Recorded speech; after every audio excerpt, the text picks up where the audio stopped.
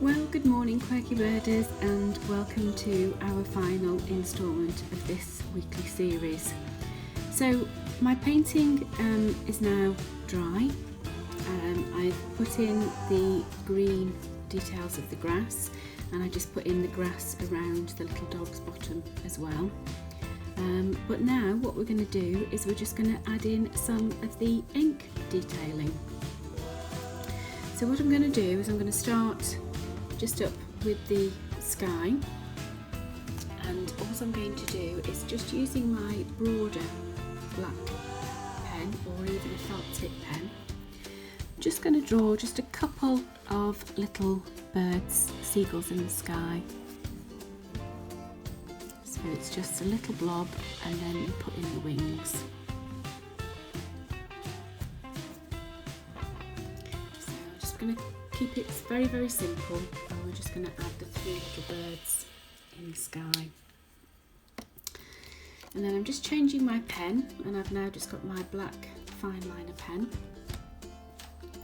And all I'm going to do is just put in this horizon line here. And if you notice what I've done on with the reference photograph, we're actually going to be doing it slightly differently. We're just going to be scoring some little black lines right the way through the actual sea. And when it comes to the outline on our little dog and also the outlines on the shore, we're actually going to be using multiple pen marks this time, just to create that different texture and a little bit different style. So I'm just going to put in a very faint squiggly line just to identify that horizon there. And then I can just score it as I come down, just using the little squiggles.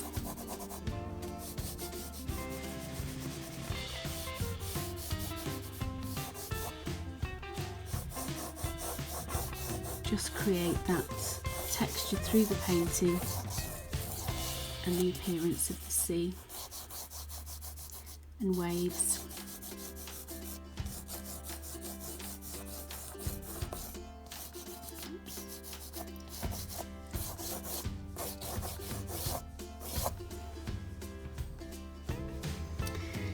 And then we need to just put in the detail of the shoreline. So it's just very loose, just a little random sort of loose squiggly line of the shore.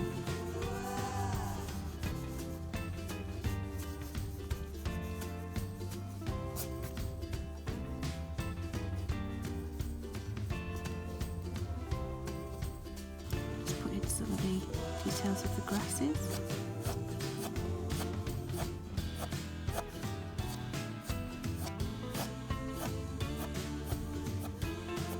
Some smaller ones just down at the bottom.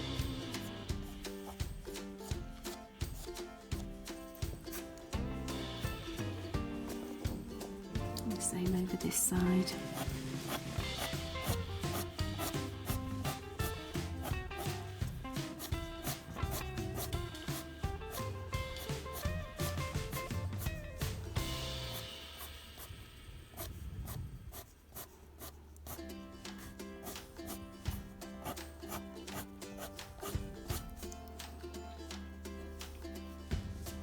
When you add the pen ink detail over the top of the watercolour painting, it really does change the picture.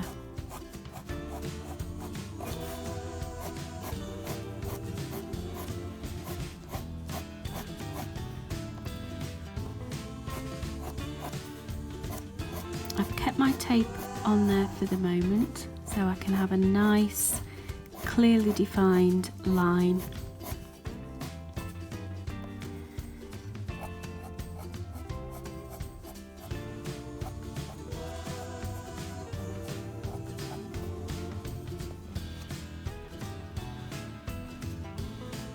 Just put in the details just around the bottom of the dog.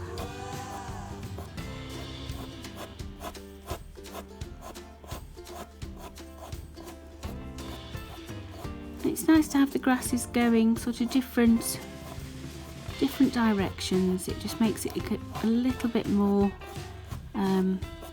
realistic, and it just gives that little bit of movement to your picture.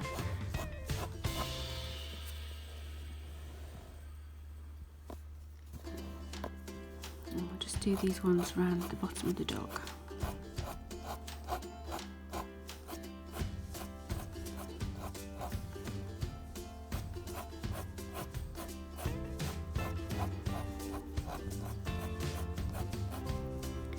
So it looks as though he's just sat minding his own business in that little clump of grass.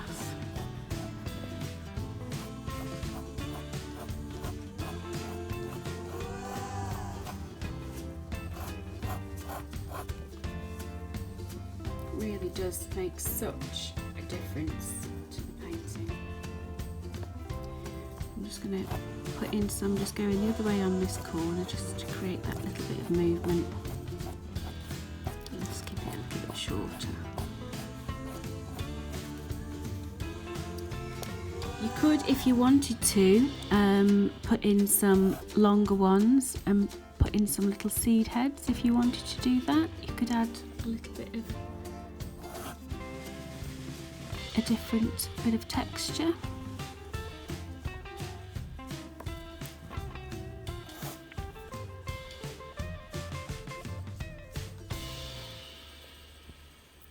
Seed heads in there. Might just put one in here as well.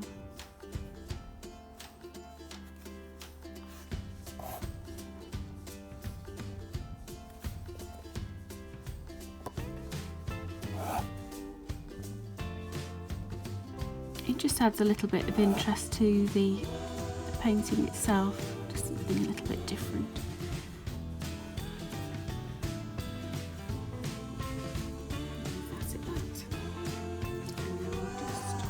Around and just do our little dog. So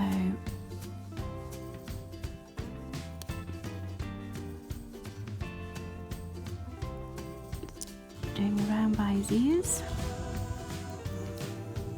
and his neck. Let's put in a little collar.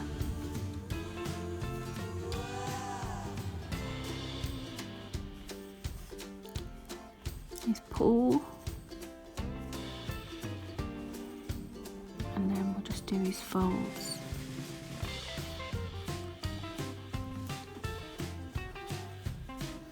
Now his tail is buried within the grass, so let me just lower the camera down and be able to see.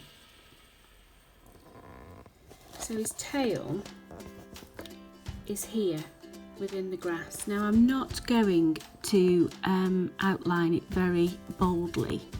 I'm just going to do it very, very lightly and just put in that detail just there on the end of his tail. So you can just see it just peeking through the actual grass. And then all I need to do now is just put in some loose lines again around the shoreline and the dunes, and just put in just a little bit of shading and squiggles at the base of the grasses, just to add in that little bit of texture. So we'll come along here and just don't even think about it, just very, very loosely just scribble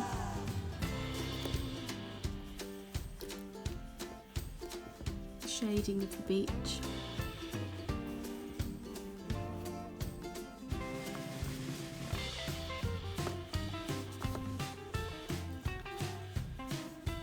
And I'll just put a little bit of shading just around the base of his paw, nothing too much.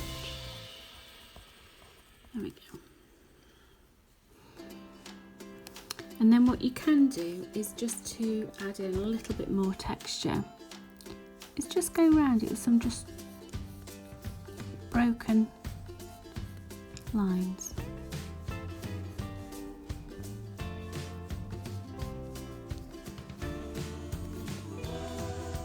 So you can bring some of the texture down through the front of our little dog and under his tummy. And then again just add some detail shading just on the back of his head where it was that little bit darker.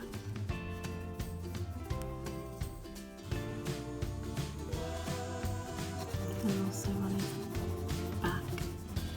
See, it's barely there, it's just touching the paper very, very lightly.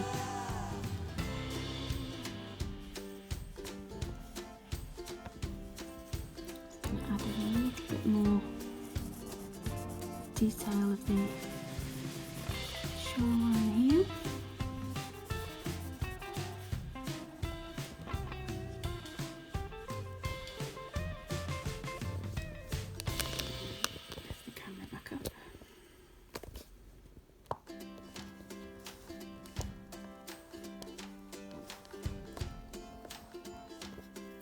So now what we can do is we can carefully peel the paper away.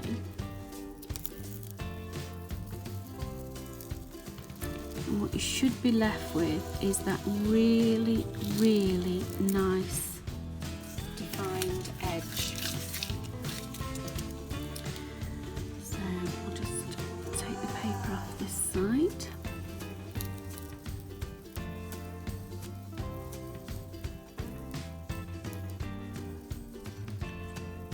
Very, very carefully peel that tape away. And if you feel that it's got any kind of snagging or pulling to it, then just stop and just make sure you don't damage your painting and your paper. So just keeping. This is the worst area because the tape at the bottom is where you're working with your brush, and you keep pressing the tape down with your wrist.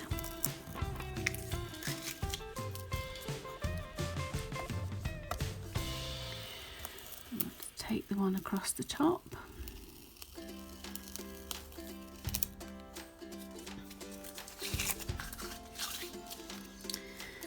And then if you're happy with your painting, you can just sign it off.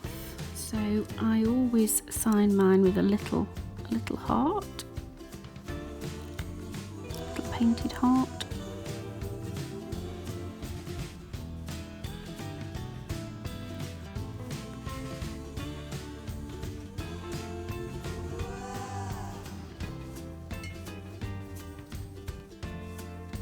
And then just using my pen.